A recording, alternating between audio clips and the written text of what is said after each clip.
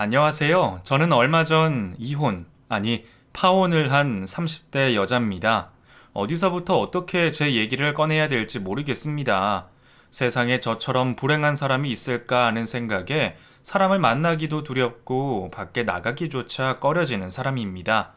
이렇게 가만히 있다가는 그냥 죽어버릴 수도 있을 것 같아서 뭐라도 해야 될 것 같다는 생각에 어떻게 하면 좋을까 친구에게 조언을 구하다가 사연 채널을 알게 됐습니다. 솔직히 많이 망설였습니다. 이게 무슨 자랑이라고 이런데 글을 쓸까?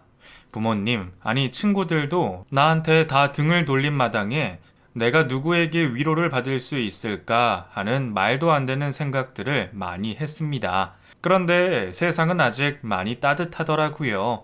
저보다 더 심한 일을 겪으신 분들에게도 댓글로 위로를 해주시고 힘내라고 할 수 있다고 잘 살라는 응원의 말들을 해주시는 걸 보고 저도 이렇게 컴퓨터 앞에 앉게 됐습니다. 저도 나이를 많이 먹은 건 아니라 그런지 요즘 친구들의 말을 많이 알고 또 듣는 편입니다. 실제로도 신조어에 관심이 많기도 하고요.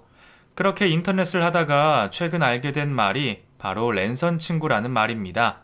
얼굴도 이름도 성별도 모두 공개되지 않지만 그래도 실제 친구보다 낫다는 그 랜선 친구. 사실 요즘 젊은 사람들은 일부러 익명 사이트를 찾아다니기도 하고 자신의 신분이 공개되지 않는 곳에서 많이 활동을 하곤 합니다. 저 역시도 그랬습니다. 인터넷에 보여지는 건 제 아이디와 닉네임뿐 아무것도 공개되지 않는데 댓글을 쓰면서 사람들과 소통하고 대화도 하고 마음이 맞으면 모임까지 하게 되는 경우도 있었죠. 그런 저를 보면서 부모님은 제게 너도 참 젊긴 젊다. 난 이런 거 하나도 모르겠던데 어떻게 그렇게 잘해? 하고 묻는 겁니다. 그래서 저도 생각을 해보게 됐습니다. 내가 어쩌다가 이렇게 인터넷을 많이 하게 된 걸까? 20년 지기 친구들보다 왜 댓글로만 대화를 나누는 사람들에게 마음을 열게 된 걸까 하는 생각 말이죠. 언제부턴가 저는 인터넷에 엄청나게 많이 의지를 하고 있었습니다. 오히려 실제 친구들을 만나면 부담스러울 정도로 말이죠. 사실 제가 얼마 전까지 결혼 준비를 하고 청첩장을 돌리면서 참 많은 사람을 만났습니다. 근데 친구들을 만나거나 직장 동료들을 만나면 정말 기가 빨린다고 해야 되나요? 쉬는 날인데도 불구하고 일을 하고 야근까지 한 것처럼 너무 힘이 들더라고요. 그럴 때마다 집으로 돌아와서 저는 컴퓨터 앞에 앉아 랜선 친구를 찾기 시작했습니다. 요즘은 어플로도 친구를 사귀기도 하고 만나기도 하거든요. 사람들을 찬찬히 돌아보다가 이 친구가 내 마음을 좀 알아줄 것 같다 하는 사람을 골라서 그 친구에게 터놓고 말하기 시작했습니다. 나 오늘 너무 힘들었어. 사실 나 지금 결혼 준비 중인데 사람들 만나는 게 너무 피곤해. 하고 한 남성을 선택해서 대화를 걸면 그 친구는 저를 위로해 주기 시작했습니다. 그래? 결혼 준비 중인데 왜 피곤해? 남편이 잘 안 해줘? 아니, 잘 해주지. 잘 해주는데 그냥 사람들 만나는 게 생각보다 피로하네. 결혼 준비는 즐거운데 뭐랄까 갔다 오면 기가 빨린다고 해야 되나? 몸에 힘이 하나도 없어. 혹시 그 친구들이랑 안 맞는 건 아니야? 너도 결혼식에 굳이 초대할 사람이 없어서 그 친구들을 부르는 거고. 네 자신을 한번 돌아봐. 네가 정말 진심으로 그 친구들을 초대하고 싶은 건지 아니면 자리 채우기로 그냥 세워두는 마네킹 같은 건지. 나도 결혼을 했지만 친구들과 같이 밥 먹고 청첩장을 나눠줄 때 되게 즐거웠던 기억이 있거든. 내 결혼식에 초대하려고 돈을 쓰면서 밥을 먹는데 돈이 안 아깝더라고. 그게 몇십만 원이 나왔는데도 말이야. 하면서 제게 조언을 해준 적도 있었죠. 사실 이런 얘기를 실제 친구들에게 꺼내면 정말 생매장을 당했을 겁니다. 그냥 익명이고 모르는 사람이니까 솔직한 제 마음을 꺼낼 수 있었던 것도 사실이고요. 그래서인지 저는 점점 더 스마트폰에 빠지게 됐고 어플로 친구를 사귀고 밖으로 꺼내지 못했던 얘기들을 속 시원하게 할 수 있는 사람이 어플 친구라고 믿고 살았습니다. 하지만 현실과 인터넷 세상은 달라도 너무 달랐습니다. 가끔 저는 조언을 구하기 위해 어플을 켜서 친구에게 말을 걸면 제게 욕을 하거나 성적인 대화를 서스럼 없이 하는 사람들도 많았습니다. 물론 그런 대화를 받으면 굉장히 불쾌하고 기분이 나쁘지만 10분의 1로 좋은 사람도 있기에 랜선 친구를 포기할 수 없었던 것 같습니다. 사실 사연을 쓰기 위해 컴퓨터를 켜기 전까지만 해도 저는 어플 친구와 대화를 하고 있었습니다. 동네 친구를 만나는 어플이었는데 거기서 한 친구와 매칭이 돼서 얘기를 나누기 시작했죠. 상대방은 여자였고 제가 먼저 조심스럽게 제 파혼 얘기를 꺼냈습니다. 나 사실 얼마 전에 파혼했는데 집에서 식구들도 날 외면하고 친구에게도 연락하기 쪽팔려. 근데 너무 답답하고 이대로 있다가 그냥 저 세상으로 가버릴 것 같은데 내가 뭘 할 수 있을까? 하고 조언을 구했더니 그 친구가 제게 이 사연 채널을 소개시켜줬던 기억이 납니다.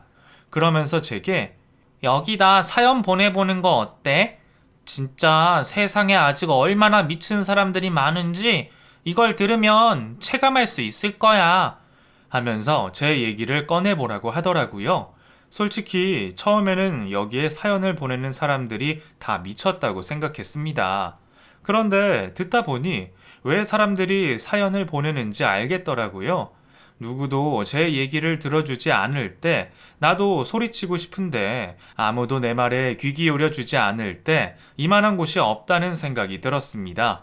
그리고 또 하나 느낀 점, 세상에 정말 미친 인간들이 많다는 겁니다. 그중 한 명도 바로 제 전남편이고요. 솔직히 이혼이 아니라서 전남편이라 말하긴 좀 그렇지만 사실 혼이나 마찬가지고 편의상 그냥 전남편이라고 하겠습니다. 사실 제가 그 사람을 처음 만난 건 동호회에서였습니다. 저는 20살이 될 때까지도 제대로 된 친구는 딱 한 명뿐이었습니다. 중학교 때 만난 친구인데 그 친구를 따라 고등학교도 가고 대학도 갔죠. 그렇게 학교를 같이 다니다가 졸업을 하면서 같은 곳에 취직을 하고 싶었는데 전공이 달라 그러지 못했습니다. 결국 친구와 저는 다른 곳에 취직을 하게 되면서 자연스레 멀어졌습니다. 그러다가 몇 년 만에 그 친구에게 메일 한 통이 도착했습니다. 소미야, 잘 지내? 나야 영선이. 나 이번에 동호회 가입했는데 네 생각이 나서 연락했어. 여기 수영 동호회거든. 직장인들 모임인데 아침마다 모여서 수영하는 거야. 우리 어릴 때 동네 계곡에서 맨날 물놀이 하던 거 기억나지? 나도 오늘 처음 모임 갔는데 진짜 너무 재밌고 그때 생각이 나더라. 그래서 네가 보고 싶어졌어. 연락하기는 뭔가 어색하고 전화하자니 좀 그렇고 해서 너도 그때가 기억나고 내가 보고 싶다면 답장해줬으면 좋겠다. 하고 메일을 보냈더라고요. 메일 확인을 자주 하는 편이 아니라서 오랜만에 확인했는데 그걸 보니 그 친구가 너무 보고 싶어졌고 저는 바로 연락을 해서 주말에 약속을 잡았습니다. 그렇게 친구를 만나 술도 마시고 노래방도 갔다 오고 그렇게 놀다가 다음날 새벽 저는 친구를 따라 수영 동호회에 나가게 됐습니다.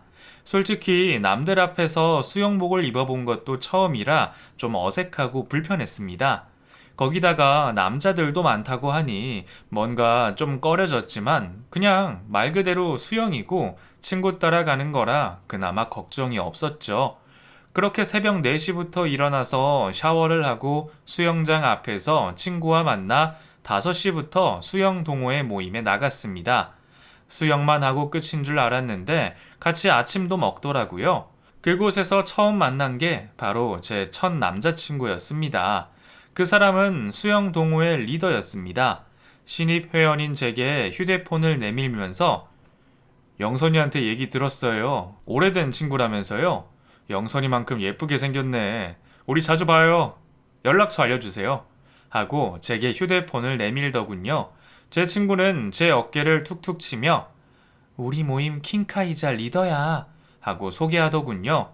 그 남자는 제 친구를 보고 웃더니 야, 무슨 말도 안 되는 소리야. 장난치지 마. 저 킹카 아니에요. 그냥 여자친구 없는 솔로고 외로운 직장인입니다. 그리고 오해는 하지 마세요. 신입 회원분이라 관리차 연락처를 묻는 거지 다른 의도는 절대 없어요. 하고 저를 안심시키듯 말하더라고요. 아, 네, 저도 알아요. 영선이는 남자들한테 인기가 많은 편이었는데 저는 아니었거든요. 항상 영선이랑 같이 걸어 다녀도 남자들이 영선이한테 연락처를 물어보거나 관심을 보인 적이 많았어요. 근데 저는 뭐 보시다시피 수영만 열심히 하려고요. 영선이가요? 되게 의외다. 솔직히 말해서 둘 중에 굳이 한 명을 고르자면 저는 영선이보다 소미 씨인데요. 영선이는 뭐랄까, 우선 남자가 너무 많아. 난 그런 여자는 딱 제일 색이야. 소미 씨처럼 청순하고 조용한 스타일이 좋아요. 영선이는 너무 애가 왈가닥이야. 그치, 박영선? 하면서 저를 쳐다보고 말하더군요. 솔직히 그때까지도 몰랐습니다.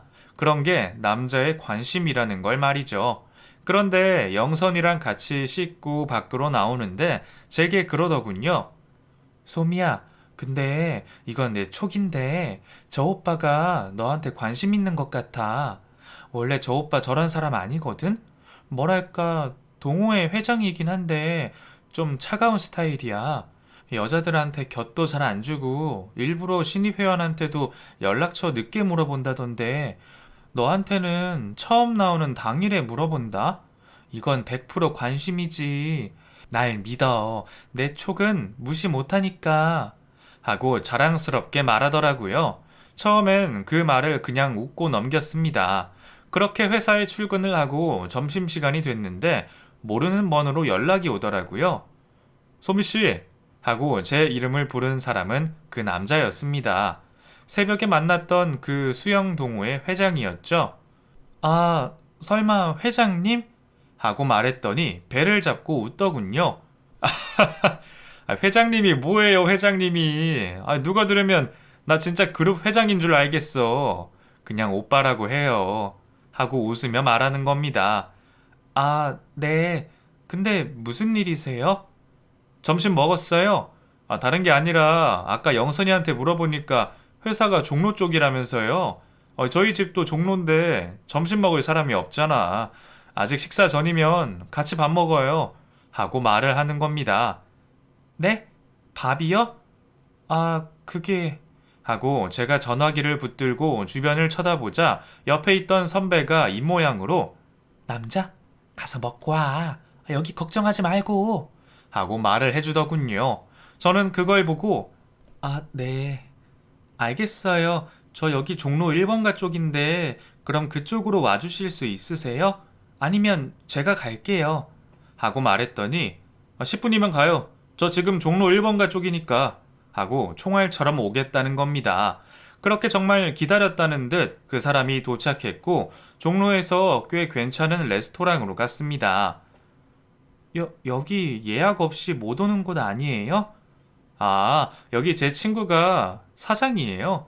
오늘은 출근 안 했을라나? 제가 실은 오늘 오전에 밥 먹으러 간다고 미리 얘기해뒀더니 빼줬더라고요. 친구 잘 둔 덕이죠 뭐. 하고 저를 데리고 들어가더군요. 당일 예약은 더더욱 안 되고 일주일 전에 예약해도 점심시간은 잡기 힘든 곳인데 이런 곳에서 오늘 처음 만난 남자와 점심이라니 뭔가 제가 드라마 속 여주인공이 된 것 같은 느낌도 들었고 좀 기분이 묘하다는 생각이 들었습니다. 점심시간이라 그러면 안 됐는데 생맥주도 한잔하고 고기도 썰고 어떻게 시간이 가는 줄 모르겠더라고요. 거기다가 새벽에 잠깐 본 그 남자였는데 얘기를 나누다 보니 어찌나 입담이 좋은지 처음엔 점심시간 1시간만 얘기 나누고 회사로 다시 복귀하려고 했는데 너무 말하는 게 재밌어서 차장님께 오후 반차를 급하게 쓰겠다고 말하고 그 사람과 데이트를 하기로 했습니다. 그런데 그 사람 생각보다 담백하고 괜찮은 사람이더군요. 직장도 없는 백수라고 하더니 옷도 깔끔하게 입고 나오고 생각보다 값이 꽤 나가는 레스토랑이었는데 제가 지갑을 내밀며 오늘은 제가 계산할게요. 다음에 사주세요. 하며 계산하려고 했더니 아니, 무슨 소리예요? 제가 먹자고 했는데 소미 씨가 왜 밥을 사? 됐어. 내가 살게요. 하고 절 뒤로 밀고 계산을 하더라고요. 그래서 저도 자연스럽게 그럼 커피는 제가 살게요. 비싼 밥 얻어먹었는데 어떻게 그냥 모른 척해요. 하고 자연스럽게 카페로 그 사람을 데리고 갔고 그곳에서도 또 신나게 수다를 떨었습니다. 그 사람은 저보다 3살 연상의 사업을 하는 사람이었습니다. 백수라는 건 농담이었고 해외에도 지사를 몇 개 둔 꽤 큰 사업을 하고 있다고 했습니다. 부모님 2분 모두 영국에 계시고 형제는 없는 외아들이었습니다. 아버지 사업을 이어받아 한국에서 운영을 하고 있는데 최근까지 영국에 있다가 한국에 들어온 지 얼마 안 됐다고 하더라고요. 그 얘기를 들으니 정말 일개 회사원인 저와는 달리 어마어마한 사람인 것 같았습니다. 하지만 겉으로 봤을 땐 그런 티가 하나도 안 나더라고요. 그래서 조심스럽게 물었습니다. 그런데 왜 사람들한테는 백수라고 얘기해요? 일부러 그런 거예요? 뭐 서민 체험 그런 거? 하고 농담처럼 말했더니 실은 그게 서민 체험이라기보단 좀 피곤하더라고요. 저도 지금 수영 모임 만들기 전에 여러 모임에 다녀봤는데 제가 사업한다고 하고 영국에 부모님이 계신다고 하면 뭐 제가 재벌인 줄 알아요. 사실 그 정도는 아닌데 그래서 뭐 일일이 상대하기도 불편하고 뭐 이래저래 말하기도 그렇고 해서 그냥 대충 둘러대고 맙니다. 하고 얘기를 하더군요. 그런데 왜 저한테는 말하는 건데요? 제가 다른 사람한테 얘기하면 피곤해지는 건 똑같잖아요. 하고 물었더니 소미 씨는 말 안 할 것 같아서요. 그냥 제 느낌이 그래요. 뭐 혹시나 말해도 어쩔 수 없죠. 근데 소미 씨는 말 안 할 것 같아요. 입 무거운 사람 같거든요. 그래서 오늘 소미 씨한테 만나자고 한 거예요. 뭐랄까, 그 괜시리 믿음직한 사람? 뭔가 속 편히 얘기할 수 있을 것 같아요. 하고 마치 저를 특별한 존재처럼 대해주는 겁니다. 그 뒤로 그 사람을 자주 만났습니다. 점심시간에 종종 회사 근처로 찾아와 밥을 먹기도 하고 수영 모임이 끝나고 나서도 그 사람과 저는 따로 빠져서 아침을 먹었죠. 그리고 퇴근 후에도 그 사람이 저를 데리러 와서 저녁을 같이 먹고 술도 마셨습니다. 그리고 우리가 사귀기로 한 그날도 꽤 괜찮은 외제차를 끌고 회사 앞으로 와서는 창문을 열고 소미 씨, 타요! 오늘 근사한 곳 데려가 줄게요. 하면서 직원들의 시선을 한 몸에 받게 했죠. 그렇게 저를 데리고 간 곳은 저희 둘이 처음 만났던 레스토랑이었습니다. 그곳에서 밥을 먹으며 그 사람은 제게 정식으로 고백을 했고 저희가 사귀기 시작하면서 수영 모임을 탈퇴했습니다.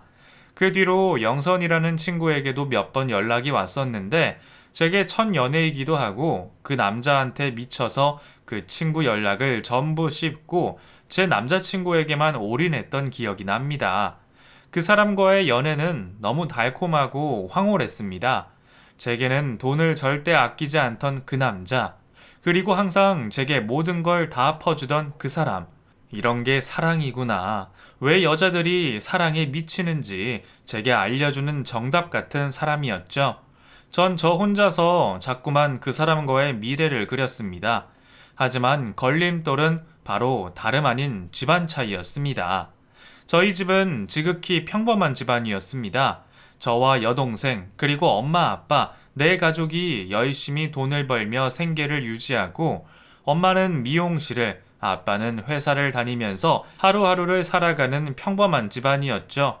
굳이 따지자면 우리 집에 비해 제 남자친구는 재벌이었습니다. 언감생심, 꿈도 못 꾸는 어마어마한 사업 규모와 영국에서 교수직을 하고 있다는 어머니, 그리고 가끔 제 앞에서 알아듣지 못하는 사업 용어와 영어를 쓰며 직원들과 대화를 하는 그 사람을 보며 가끔은 자괴감을 느끼기도 했습니다. 어쩌면 이 사람과의 결혼은 그냥 꿈일 수도 있겠다. 연애만 하다가 끝낼 수도 있겠다라는 우울한 생각들을 했죠. 근데 그런 제 마음들이 투영된 건지 술김에 저도 모르게 취중 진담을 몇 번 한 것 같았습니다. 남자친구와 한 번은 술을 마시는데 제게 조심스럽게 너 혹시 많이 불안해? 왜 이렇게 요즘 나한테 짜증을 많이 내는 거야? 하고 물어보더라고요. 그땐 솔직하게 말했던 기억이 납니다. 난 오빠가 너무 좋은데 결혼까지 하고 싶은데 현실은 그게 안 되잖아. 그래서 너무 속상해. 우리 집은 오빠네 집보다 가난하고 부모님도 그냥 평범해. 나도 마찬가지고. 심지어 난 여동생도 있는데 그 여동생은 늦둥이에다가 학비도 없어서 아직 졸업도 못했어. 어쩌면 평생 복학 못하고 그냥 휴학한 채로 돈 벌지도 몰라. 이런 우리가 결혼을 할 수 있겠어? 평생 연애만 할 수 없는 거잖아. 솔직히 말해서 나 너무 비참해. 오빠랑 계속 만남을 이어가야 하는지도 모르겠고, 그냥 나도 내 분수에 맞는 사람 찾아서 그렇게 결혼하고 남들처럼 살아야 되는 게 아닌가 싶어. 사람들은 이런 내 맘 아무도 모를 거야. 남자친구가 부자니까 부럽겠다고 하지. 근데 현실은 그게 아니잖아. 오빠, 우리 정말 안 되는 거야? 내 예상대로 우리 진짜 결혼까진 못하는 거야? 대답해봐. 제발 말해줘. 그래야 나도 얼른 포기할 수 있잖아. 하고 그동안 쌓여있던 걸 전부 토하듯 쏟아냈습니다. 그랬더니 그 사람 저를 꽉 안아주며 너는 왜 그런 생각을 해? 아직 우리한테 아무 일도 안 일어났어. 근데 왜 혼자 지레 겁을 먹고 그런 생각을 해? 우리 부모님 만날 일 없을 거고, 그건 우리 아버지가 일궈낸 사업이지, 내가 일궈낸 게 아니야. 나 의외로 되게 독립적인 사람이다? 솔직히, 지금은 내가 사업을 배우고 있고, 부모님 밑에 있는 건 사실이지만, 너랑 결혼하고 나면 나도 한 집안의 가장이고, 따로 식구를 꾸리는 거잖아. 그럼 분리돼야지. 난 다른 남자들이랑 달라. 돈 많은 시댁 때문에 내가 사랑하는 여자 힘들어하는 거 절대 못 참고 네가 힘든 건 더더욱 싫어. 그러니까 제발 그런 걱정하지 마. 너 그것도 심해지면 자격지심이다. 그거 진짜 네 모습 아니야. 난 네가 다른 애들이랑은 다르다고 생각했어. 다른 사람한테 자격지심 느끼지 않고 그냥 네 소신대로 살아가는 게 좋았어. 난 네가 이렇게 불안해할 거라고는 생각도 못했어. 물론 그런 마음을 들게 한 것도 내 잘못이겠지. 더 이상 네가 불안하지 않게 나도 결혼 빨리 추진해 볼게. 지금 진행하는 수출 사업만 잘 마무리되면 우리 결혼하자. 우리 부모님 설득은 내가 할 테니까 걱정 말고 너는 너희 부모님이랑 나 만날 준비나 해. 하면서 제게 믿음을 심어줬습니다. 그 말을 들으니 뭔가 안심도 되고 그 사람이 너무 고마웠습니다. 그렇게 저희는 4년 연애 끝에 본격적으로 결혼 준비를 시작할 수 있었습니다. 남자친구 부모님은 외국에 계셔서 당장 들어오실 수는 없는 상황이다 보니 영상통화로 짧게 인사를 드리기로 했습니다. 그래도 갖출 건 갖추고 인사를 드려야 하는 터라 저는 정장을 입고 작은 스위트룸을 빌려서 그곳에서 인사를 드리기로 했죠. 부모님은 인상도 너무 좋고 화면에 비친 저를 보면서 어머님은 직접 만나진 못해서 너무 미안해요. 내가 찾아가야 되는데 지금 일이 너무 바빠. 미안해. 우리 아들이랑 행복하게 잘 살 수 있지? 하면서 제게 말을 건네시더라고요. 네, 어머니, 아버지, 저희 잘 살게요. 너무 걱정 마세요. 한번 뵙고 싶은데 제가 계신 곳으로 한번 갈까요? 하고 인사를 했더니 아이고, 그런 말 마라. 내가 가야지. 기회 되면 꼭 봐요. 우리가 설마 평생 못 만날까? 하면서 웃으며 대답하시더라고요. 결혼식 당일도 일 때문에 오기 힘드시다고 남자친구의 고모님이 대신 혼주석에 앉게 해서 미안하다고 미리 말씀하셨고 시부모님이 직접 제게 양해를 구하시니 저도 괜찮다고 했고 부모님께도 미리 말씀을 드렸습니다. 그렇게 남자친구와 큰 문제 없이 결혼 준비가 시작됐고 제 친구들과 직장 동료들에게도 청첩장을 돌리기 시작했죠. 하지만 평소 친구들과 연락도 안 하고 친구도 몇 없는데 청첩장 돌리는 일이 보통이 아니더라고요. 솔직히 눈치도 좀 보이고 결혼식에 사람 머릿수 채우려고 친구들을 부르는 것 같아서 불편하기도 하고, 그걸 느낀 친구들도 너는 평소에 연락도 없더니 이럴 땐 연락하네? 하면서 직접적으로 대놓고 말하니 마음이 불편하기도 했습니다. 이것 때문에 스트레스를 받자 남자친구는 사람 없으면 좋지 뭐. 식대도 적게 나오고. 손님이야 내 쪽에 많으니까 그건 걱정하지 마.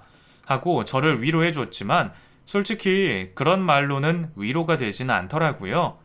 그렇게 남자친구와 결혼을 준비하면서도 너무 행복했지만 솔직히 마음에 걸리는 몇 가지가 있었습니다. 저를 처음으로 수영 동호회에 데리고 나가준 영선이에게도 청첩장을 주려고 연락을 했었는데 영선이가 제 연락을 받고는 화들짝 놀래더라고요. 너 결혼한다고? 누구랑? 그 너도 아는 사람이야. 그 수영 동호회 리더 있지? 하고 운을 뗐더니 야, 너 미쳤어? 웬일이야 진짜. 네가 그 오빠랑 결혼을 한다고? 연애도 아니고? 하고 제게 말을 하는 겁니다.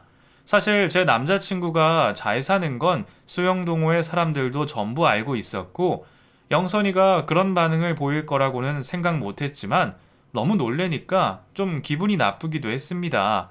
저는 그 말을 듣고 왜? 그러면 안 돼? 난 그 사람이랑 결혼하면 안 되는 거야?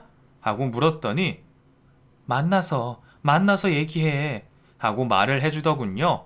그런데 만나서 들은 영선이의 말은 너무나 저를 놀래게 했습니다. 너 그동안 그래서 연락 안 했구나. 그 오빠랑 사귀느라. 세상에, 난 그 오빠가 연애한다는 말은 들었어도 그게 너인 줄은 진짜 몰랐다. 너 그 오빠에 대해서 알고 만나는 거지? 하고 제게 말을 해주는 겁니다. 뭘 알아? 내가 뭐 더 알아야 할 게 있어? 하고 물었더니 그 오빠 완전 재벌이잖아. 근데 너랑 결혼을 허락했다고? 그 오빠 넘본 여자가 얼마나 많았는데 번번이 그 오빠가 자기랑 수준이 안 맞네, 뭐 집안이 안 맞네 하면서 곁도 안 주고 만나주지도 않았었어. 변호사, 의사, 검사, 사자 들어가는 사람들이랑 소개팅이라도 해보라고 했는데 그런 사람 필요 없다면서 소개팅도 안 했다니까? 뭐 소개팅은 당연하고 근데 너랑 결혼을 한다고? 아무것도 아닌 너랑? 이게 말이 안 되잖아. 하고 기분 나쁜 말을 하더라고요. 뭐 이유가 있겠지. 그 사람들이 없는 매력이 나한테 있을 수도 있고 꼭 집안끼리 맞아야 결혼하는 건 아니잖아. 나랑 오빠는 서로 진심이야. 사귀면서 볼 꼴 못 볼 꼴도 다 봤고 서로 많이 의지하면서 지냈어. 시어른들 전부 외국에 계셔서 내가 오빠한테 잘해주기도 했고 나도 많이 의지했고 이게 제일 중요한 거 아니야? 지금 우리 두 사람 서로한테는 없어서는 안 될 사이야. 하고 반박했더니 친구가 코웃음을 치더라고요. 너무 이상하지 않아? 끼리끼리 만난다고 하는데 부자인 그 사람이 왜 돈 잘 버는 저 여자들을 거부하겠어? 뭔가 이유가 있을 거 아니야. 그리고 너 그 사람 부모님 만났어? 그래도 결혼할 사이인데. 소문으로는 너랑 같이 동호회 관두면서 뭐 빚이 엄청 많다고 하던데. 그리고 사기꾼이라는 말도 있고 이혼남이라는 말도 있고 전과가 있다는 둥 별별 말들이 많아. 휴대폰은 본 적 있어? 그 사람 집은 가봤어? 하고 이것저것 꼬치꼬치 묻더라고요. 솔직히 그 말을 들으니 너무 기분이 나빴습니다. 저는 가만히 듣다가 너 좀 선 넘는다? 결혼식 오기 싫으면 그냥 오지 마. 아니면 설마 질투하는 거야? 네가 말하는 거 내가 다 확인한 것들이고 알고 있는 것들이야. 설마 내가 아무것도 모르고 사랑에 미쳐서 결혼하는 미친년처럼 보여? 내가 사람을 잘못 찾아온 것 같다. 난 그래도 너랑 어릴 때부터 진짜 절친한 친구고 너라면 내 결혼 응원해 줄 것 같아서 찾아온 건데 이런 식이면 네가 결혼식에 오는 거 오히려 독일 것 같아. 그냥 오지 마라. 아니, 영원히 내 앞에 나타나지 말고 그냥 우리 남처럼 살자 하고 자리에서 일어나 버렸습니다. 그렇게 친구에게 쏟아내고 왔지만 솔직히 마음이 편치 않았습니다. 단순 소문일 뿐인데 그냥 사람들 입에서 입으로 전해지는 말들일 뿐인데 너무 찝찝했습니다. 사실 꽤 오랜 시간 연애를 했지만 그 사람 휴대폰을 본 적도 없었고 그 사람 집에 가본 적도 없었습니다. 친구를 만난 적도 없고 그 사람이 정확히 무슨 일을 하는지도 알지 못하더군요. 그냥 그 사람을 좋아하고 사랑했지 그 사람에 대해 제가 아는 게 너무 없다는 생각이 들었습니다. 하지만 미련하게도 그 사람에게 물어보지 못했습니다. 혹시나 저에 대한 마음이 돌아설까봐 힘들게 부모님을 설득해 결혼 허락까지 받았는데 이 모든 게 파토날까봐 내가 괜히 말을 잘못 꺼냈다가 내 복을 발로 차버릴까봐 아무 말도 하지 못했습니다. 그래서 그 친구의 말을 잊고 그냥 제 남자친구를 오로지 믿기로 했습니다. 그렇게 차근차근 준비를 하고 저희 결혼식 당일날이 됐습니다. 사실 결혼 준비를 할 것도 없었습니다. 남자친구는 결혼식을 준비하면서 자기는 나만 믿어. 내가 자기 하나도 안 힘들게 1부터 10까지 전부 준비할게. 자기는 그냥 드레스만 가서 입어보면 돼. 내가 최고급 호텔에 최고급 사회자, 축가, 패배까지 전부 준비할 테니까 그날 당신은 세상에서 제일 예쁜 신부가 되기만 하면 돼. 알겠지? 하고 제게 몇 번이고 말을 했었습니다. 그래서 웨딩홀 투어는커녕 정말 제 손에 물 한 방울 안 묻히고 스트레스 받게 하기 싫다던 남친이 전부 모든 걸 준비했고 제게는 사진을 보내며 일일이 컨펌을 받았습니다. 그렇게 시간이 흘렀고 결혼식 당일이 됐습니다. 저는 새벽부터 남자친구와 움직이며 화장도 하고 드레스를 갈아입었고 예식장에 도착했을 때 버선발로 제게 달려온 사람은 남자친구의 부모님 대신 결혼식에 참석한 고모님과 고모부였습니다. 제게 악수를 하던 고모님은 아이고 반가워요. 이렇게 예식장에서 며느리를 다 보고 너무 기분이 좋네. 하며 약간 오바스럽지만 착해 보이는 말투로 말을 하시더라고요. 그 말을 들은 남자친구가 고모, 며느리가 아니라 조카지. 무슨 며느리야. 하면서 헛기침을 했습니다. 그렇게 결혼식이 시작됐는데 조용하던 예식장이 웅성웅성거리기 시작했습니다. 사회자는 예정대로 장내에 계신 분들은 정숙하시고 신랑 신부에게 집중해 주시길 바랍니다. 다음 순서는 결혼식의 꽃이죠. 바로 축가 순서입니다. 축가는 남편의 10년 지기 절친인 여성분인데요. 제가 슬쩍 봤는데 굉장히 미인이시더라고요. 친구라고 하니 믿고 모셔보겠습니다. 무대 위로 올라와 주시죠. 하고 남편의 친구를 소개했습니다. 그리고 그때 하얀색 원피스를 입은 여자가 단상 위로 올라왔습니다. 솔직히 너무 놀랬습니다. 결혼식에 하얀색 원피스라니 보통 예의상 그런 복장은 잘 안 하고 오는데 저는 본 적도 없는 여자이지만 남편이 그 여자가 올라오니까 땀을 닦으면서 머쓱하게 웃더군요. 전 친구라고 해서 당연히 남자일 줄 알았는데 거기다가 하얀색 원피스를 입은 여자 하객이 축가를 불러준다니 솔직히 그 여자 보자마자 너무 기분이 안 좋았습니다. 제가 표정 관리도 못하고 그 여자와 남편을 번갈아가며 쳐다봤는데 하객들이 수군대는 소리가 더 크게 들렸습니다. 저도 모르게 그쪽으로 귀를 기울이게 됐고 그때 들린 한 여자의 목소리는 식장을 정적으로 만들었습니다. 이야, 전처가 축가를 부르네? 진짜 대단하다, 대단해. 이거 뭐 미국도 아니고 뭐 하는 거야? 하면서 다 들리게 말하더군요. 저는 목소리가 들리는 쪽으로 고개를 돌렸고 그 사람은 다름 아닌 제 친구 영선이었습니다. 그 말이 끝나고 사람들이 수군거리기 시작했고 저는 남편을 쳐다봤습니다. 그리고 순간적으로 남편과 그 여자가 서로 눈빛을 교환하는 걸 확인했죠. 무슨 소리야?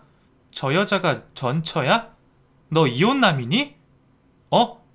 아니, 그게 아니고, 소미야. 그게 이유가 있어. 이렇게 된 게 이유가 있어. 예식만 끝내고 다시 얘기하자. 내가 다 설명할게. 응? 제발. 하면서 제게 애원하더라고요. 너 미쳤어? 지금 이게 뭐 하는 짓이야? 저 여자는 뭔데? 이거 봐요. 당신 정체가 뭐야?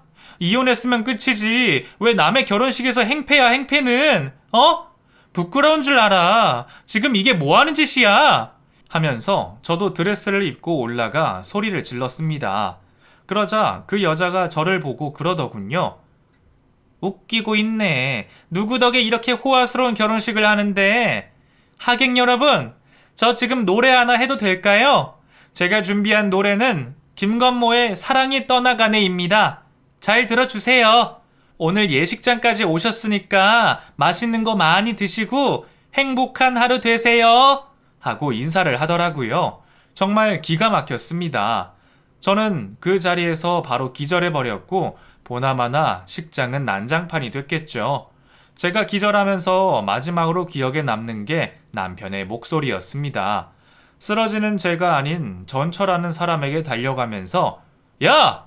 하는 장면이 마지막 제 기억이었고 눈을 떠보니 저는 병원에 누워 있었습니다. 엄마는 제 손을 잡고 아이고 이게 무슨 일이니? 소미야 정신이 들어? 이게 무슨 일이야? 괜찮아. 너 그냥 바로 기절했어. 그 망할 년놈들. 아휴, 입에도 못 담겠다, 진짜.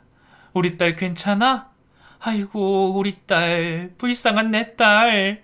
하면서 절 끌어안고 울더라고요. 저는 눈을 뜨고 바로 휴대폰을 확인했습니다. 엄마, 그 사람은? 연락 없어? 어떻게 된 거야? 하고 물었더니 엄마가 엉엉 울면서 그냥 그놈이 그년 끌고 밖에 나가더라고. 너 쓰러지고 나서 구급차 오고 그냥 사람들 다 나갔지 뭐. 그렇게 됐어. 그게 끝이야. 넌 네 몸만 생각해. 이게 무슨 일이니? 하면서 저를 달래주셨죠. 그 후로 전 퇴원을 하고 방 안에만 있었습니다. 그 뒤로 영선이에게 전화가 왔습니다. 제가 받지 않았더니 음성 메시지를 남겼더라고요. 야, 내가 그렇게 깽판 친 거 진짜 미안한데 너 나 아니었으면 이혼녀 됐어. 그 미친 새끼 그거 이혼남의 사기꾼 맞대. 내가 다 알아봤어.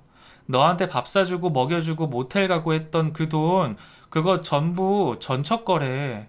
처가가 사업을 하고 뭐 외국 어디에 있다는데 그게 엄청 큰가 봐. 그 돈이 전부 처가 돈이 맞다고 하더라고.